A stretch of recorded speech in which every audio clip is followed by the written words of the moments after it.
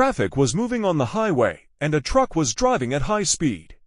Ahead of the truck, a bike was also moving in the same lane.